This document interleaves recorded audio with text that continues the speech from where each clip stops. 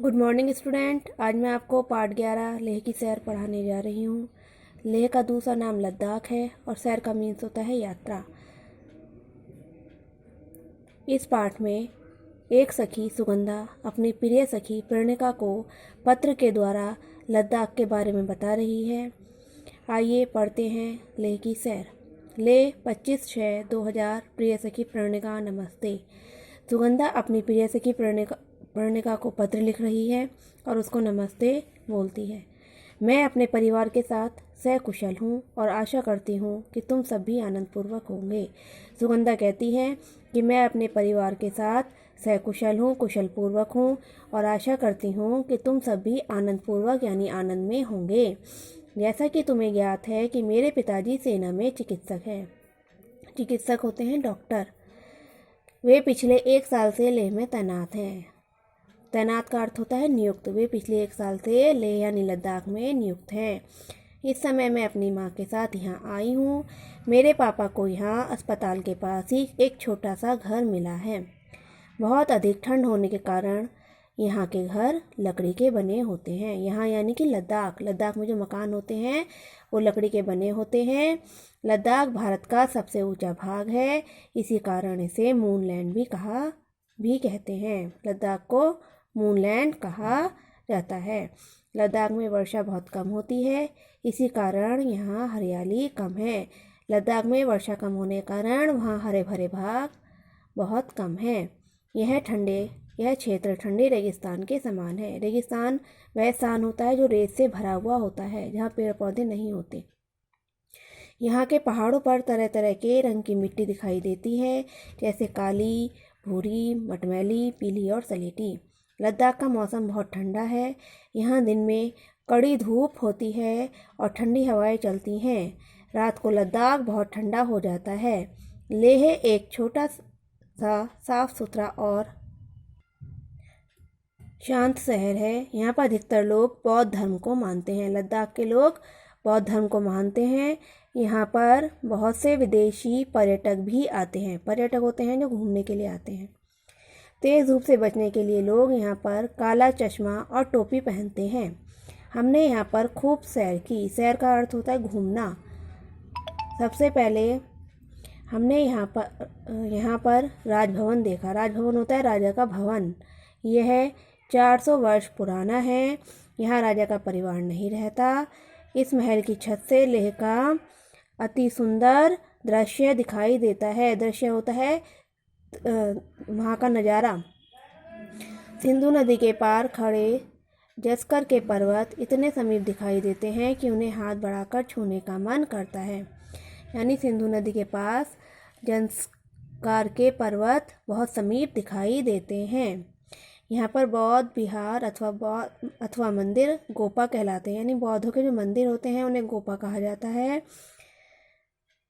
हम यहाँ स्थित विभिन्न गोपा भी देखने गए। गोपा है बौद्धों के मंदिर। यहाँ के लेह गोपा में पुरानी पांडुलिपियों और चित्रों का अमूल्य संग्रह है। संग्रह वह स्थान होता है जहाँ पर बहुत सारी पुरानी चीज़ों को, पांडुलिपियों को इकट्ठा करके रखा गया है। लेह गोपा से थोड़ा और ऊपर चढ़ने पर सीमो गोपा दिखाई देता है। यह गोपा 600 वर्ष पुराना है। इसमें भगवान बुद्ध की 3 मंजिलों के बराबर ऊंची अद्भुत प्रतिमा है। प्रतिमा होती है मूर्ति।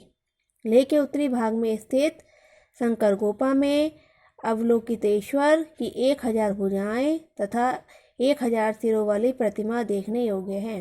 यानी लद्दाख के उत्तरी भाग में जो शंकर गोपा स्थित है उसमें अवलोकितेश्वर की 1000 भुजाएं हैं और 1000 सिर वाली मूर्ति को देखा जा सकता है। इन गोपाओं को लामा ही संभालते हैं। लामा होते हैं जो बौद्ध मंदिर के पुजारी होते हैं। ये लामा लाल चोंगा, लाल या पीली टोपी पहनते हैं। लेह के आसपास के प्रत्येक गांव में पवित्र जो बहुत शुद्ध होते हैं, पत्थरों से चुनी हुई मनी दीवार, चोटन और हजारों प्रार्थना वाली झंडियाँ हवा में फड़फड़ाती अवश्य दिखाई देंगी। लेह के आसपास जो गांव हैं उनमें पत्थरों से चुनी हुई दीवारें और उनमें झंडियाँ फड़फड़ाती हुई दिखाई देती हैं। लद्दाखियों का विश्वास है कि ये चीज़ें गांव की रक्षक होती हैं, यानी ये चीज़ें गांव की रक्षा करती हैं और दुष्ट आत्माओं को दूर रखती हैं। दुष्ट आत्माएं जो बुरी आत्माएं होती हैं। गोपा देखने के बाद हम लोग शांति स्तूप देखने गए। ऊंची पहाड़ियों पर स्थित यह स्तूप जापान की भेंट है। शांति स्तूप जापान द्वारा भेंट किया गया है। इसके शिखर से समस्त शहर का अनुपम दृश्य दिखाई देता है। इसके शिखर से, शिखर मीन्स होता है चोटी, यानी इसकी चोटी से पूरा शहर देखा जा सकता है। यहाँ के राजा का निवास स्थान स्टोक है। यहाँ पुरानी चीज़ों का संग्रहालय है। स्टोक में पुरानी चीज़ें इकट्ठी रखी गई हैं, जिसमें राजा रानियों के चित्र, पोशाकें होते हैं, वस्त्र चित्र होते हैं, राजा रानियों के चित्र, पोशाकें, कपड़े, आभूषण होते हैं, गहने, अस्त्र शस्त्र आदि रखे हुए हैं। हमने यहाँ स्थित जोरावर का किला भी देखा। शूरवीर जनरल जोरावर सिंह जी डोगार सेना के शत्रुओं के छक्के छुड़ाकर लद्दाख को भारत का अंग बना दिया था। आजकल मिट्टी से बने इस किले में भारतीय सेना रहती है। हमें यहाँ के धर्मेश गोपा में होने वाला उत्सव भी देखने को मिला। यहाँ प्रत्येक 12 वर्ष के बाद इस गोपा का सबसे मूल्यवान एक विशाल थाका दर्शन के लिए खोल दिया जाता है। थाका यानी कि द्वार। इसका अगला दर्शन 2016 में होगा। पिछले रविवार को हम पेंगांग झील देखने गए थे। वहाँ पहुँचने के लिए चोंगलो जाना पड़ता है। यह समुद्र तल से 18,100 फीट की ऊंचाई पर है और सदा बर्फ से ढका रहता है। यहाँ से नीचे उतरकर हम लोग एशिया की सबसे बड़ी खारे पानी की झील पर पहुँचे। 7 रंगों वाली इस झील का केवल चौथाई भाग भारत के पास है, यानी भारत के पास इस झील का केवल 1/4 हिस्सा है। इसके बाद चीन की सीमा आरंभ हो जाती है। 2 दिन बाद मुझे और माँ को वापस लखनऊ जाना है। मेरा यहाँ से जाने का मन बिल्कुल नहीं है, परंतु छुट्टियां समाप्त होने वाली हैं। समाप्त यानी कि ख़त्म, छुट्टियां ख़त्म होने वाली हैं, इसलिए जाना ज़रूरी है। अगली छुट्टियों में भी मैं यहाँ ज़रूर आऊँगी। अभी यहाँ पर बहुत कुछ देखना बाकी है। तुम भी अपने माता पिता से आज्ञा लेकर मेरे साथ यहाँ आ सकती हो। अपने परिवार के सभी सदस्यों को मेरी नमस्ते कहना। शेष मिलने पर तुम्हारी सखी सुगंधा। धन्यवाद। आशा करती हूँ ये पाठ आपको बहुत अच्छे से समझ में आया होगा।